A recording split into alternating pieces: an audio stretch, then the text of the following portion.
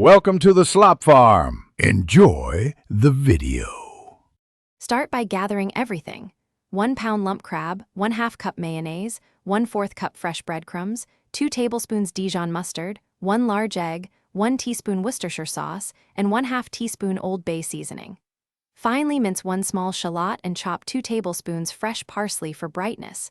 Reserve 1 tablespoon parsley for garnish. Zest 1 lemon and squeeze 2 tablespoons juice. Set aside. Preheat the oven to 375 degrees F and line a shallow baking dish with foil or nonstick spray. In a roomy bowl, whisk the egg, 1/2 cup mayonnaise, 2 tablespoons Dijon, 1 teaspoon Worcestershire, 1/4 cup breadcrumbs, lemon zest, and lemon juice until smooth. Gently fold in the lump crab, minced shallot, and 2 tablespoons chopped parsley, keeping large clusters of crab intact for texture.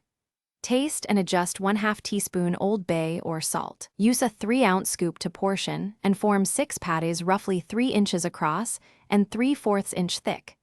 Chill the patties for 20 minutes to firm. Arrange chilled patties on the prepared baking dish and brush lightly with 1 tablespoon melted butter or oil.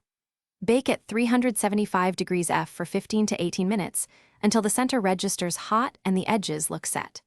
For a golden top, sprinkle 1/4 cup additional breadcrumbs mixed with 1 tablespoon butter and broil 2 minutes, watching closely. Serve immediately with lemon wedges, remaining parsley, and 2 tablespoons of tartar or remoulade sauce per plate. Plate on warm plates and enjoy Crab Imperial while still hot and flaky. Thanks for watching.